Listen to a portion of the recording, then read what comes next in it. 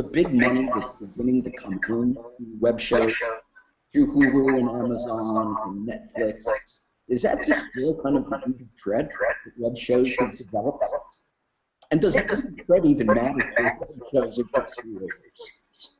I'm sorry, can you repeat that because you broke up a little, sorry. With the money that's starting to come in to the industry and the advertising in particular, does that destroy some of the credibility that web shows have?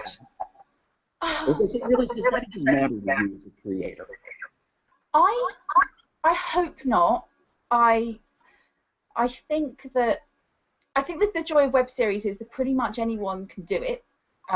It doesn't cost an awful amount to put together a web series. And it depends what your production values are and what you're doing with it, of course. I mean, we managed to do something that looked professional, that stands up on a small screen and a big screen, because we have screened at festivals and things, and it looks good on the big screen.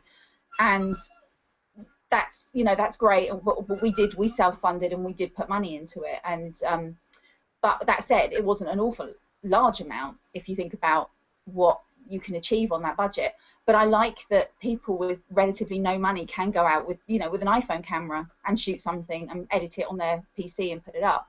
And I think that's great, and I think there will always be a space for that. But it's like everything, you know, I think there's somewhere in the market for everybody. And I think these big web series now that are coming in, there's space for them. I think there's no reason why you can't have space for the bigger budget, the glossy looking things, and the stuff that's slightly more rough and is shot in someone's backyard. It's like films. You know, you've got the Hollywood blockbuster, and then you've got the indie film that's been shot on £5,000.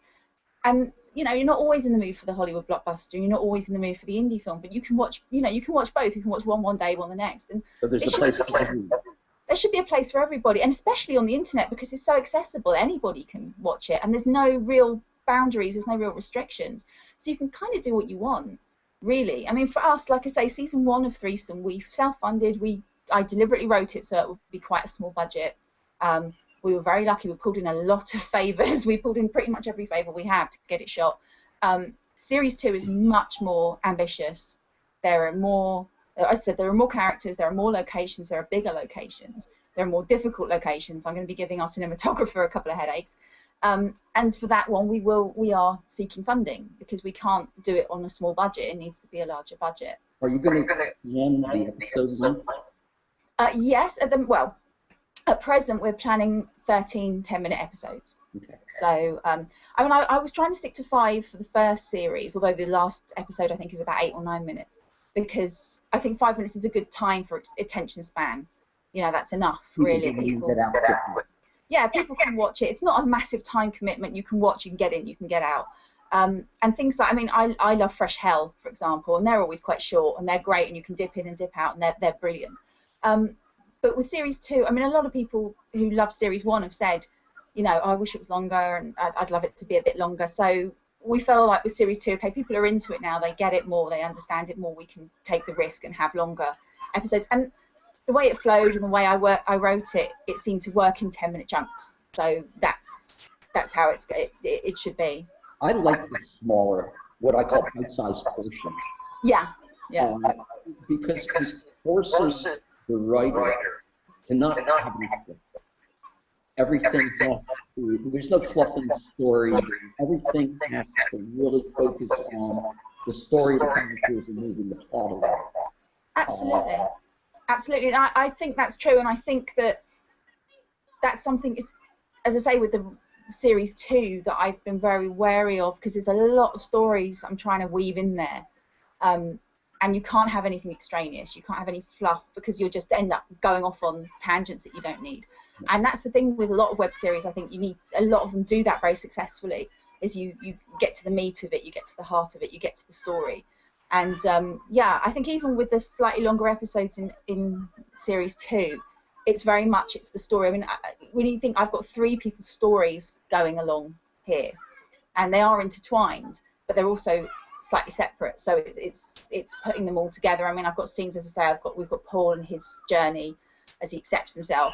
You've got Jenny and kind of her journey to try and get her mind into a somewhere where she's not going mad and going mad with jealousy every 5 minutes. And you've got Rob, and he's trying to grow up and be a better man and you know, and make this relationship work.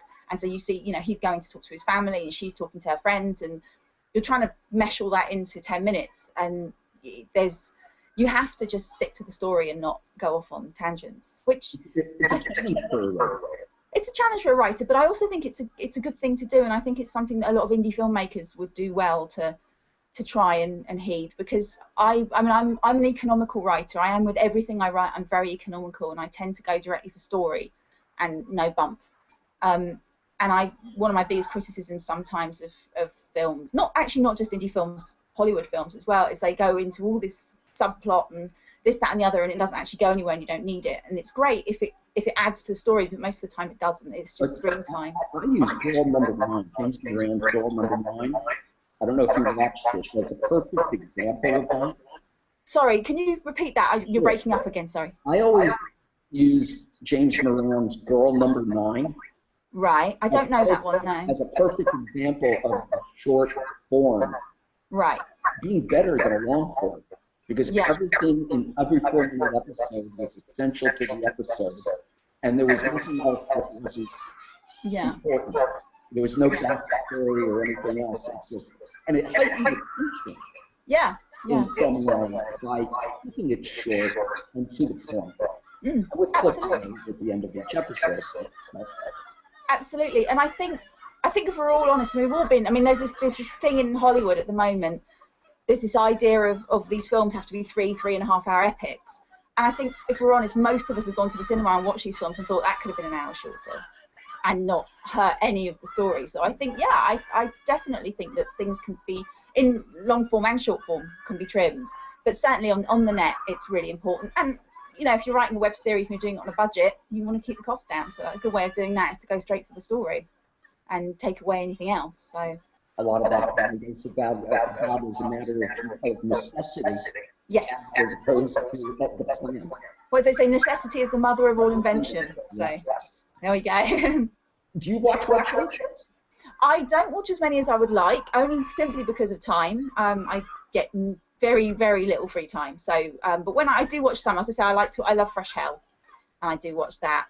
And there's obviously, there's like New Eden, Bloody Mary shows. So things like that, I do try. I try to watch as many of the UK ones as I can, and I don't get as much time to sit and watch them as I really would like. Your suggestion is started to watch Bloody Mary.